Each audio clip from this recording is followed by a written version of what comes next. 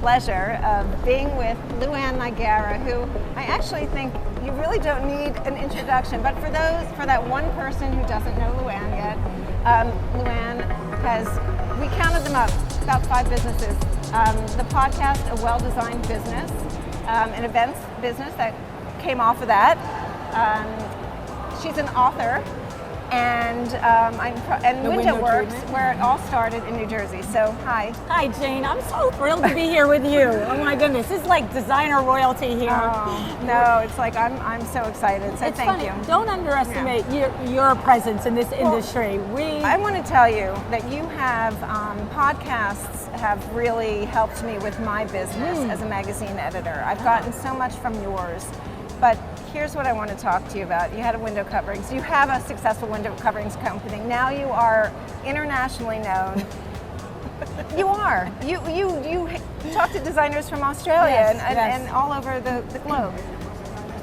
When did you go from window coverings to I've got to do a podcast, and then how it's grown to this brand? I was the short answer is I was a guest on a podcast. I had been listening to podcasts since 2005, 6, 7, and in 2015 I was a guest on a podcast. And I hung up that Skype call and I was, I need me one of those.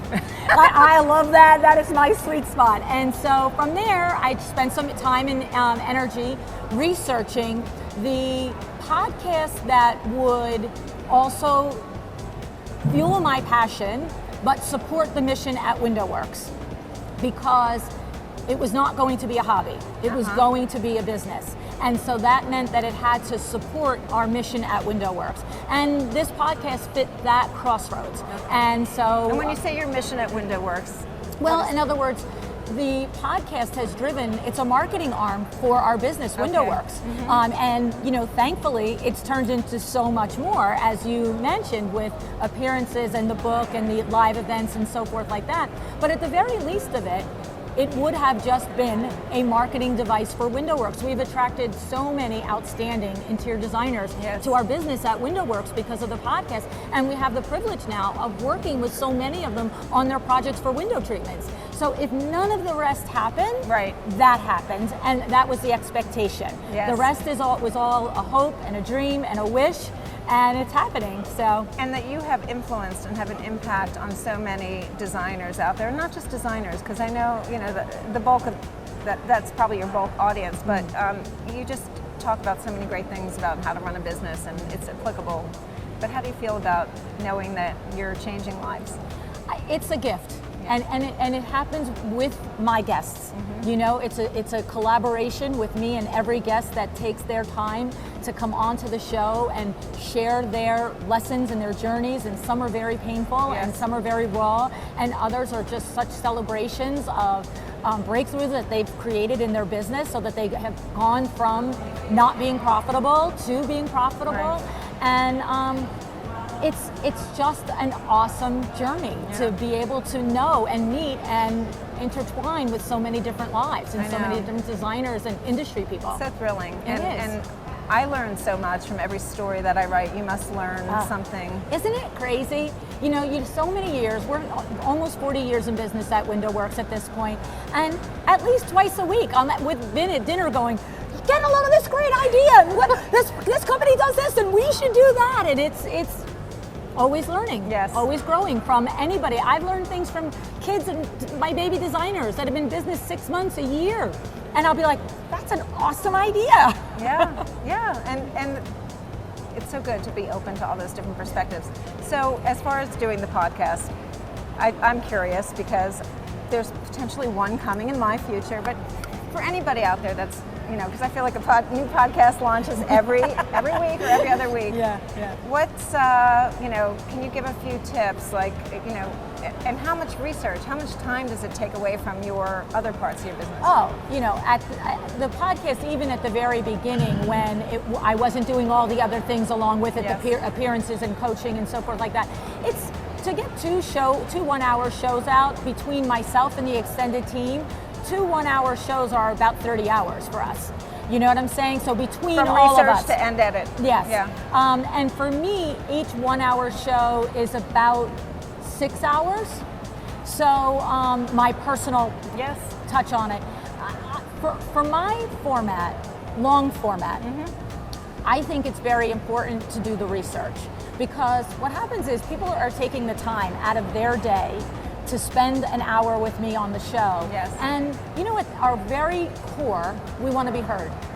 We want to be understood. We want to know that what we say and what we think matters. And I feel like by doing the research into them before they get there, it honors that. It says, I know something about you, I'm willing to learn something else, I always do.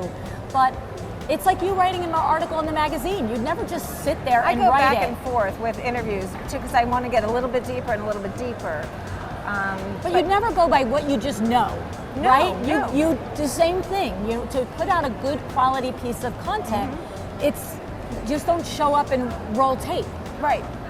So do you have a conversation with the person that's coming on before, and you Yes. know, and kind of? Yeah, I always have a direction based on my research on what I think their superpower is, Yes. and that we're going to discuss and pull apart on the show. However, once they're there, off air, I say, this is what I think the focus is. Do you have something else that is more valuable to you or more significant to you, or something you'd rather share? And we talk it through. And sometimes it's like, heck yeah, I want that one, and other times it's like, let's go down this road, And then also too, I always say, I come to every show with about 8 or 10 questions prepared, and I'm willing to be spontaneous in the moment. So if I ask you the first or second question, you say something that I am totally like, that's so interesting. We're boom, going there. Right turn. Scrap those questions. Let's dig this apart. Well, I can tell when you talk to people, you are listening. I imagine that you are taking notes and circling things, and I'm getting back to that. And when you said being heard, just the way that you illuminate and you pick apart, is so helpful. So thank you. But one more question. What's your superpower?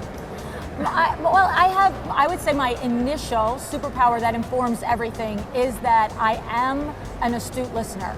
So, and that informs my other superpower, which is sales. But you can't be a superpower salesperson without first starting with being an astute listener. So it's listening to what somebody is saying, it's listening to what they're not saying, it's listening to what they wish they could be communicating, but they don't have the voice or the courage to say.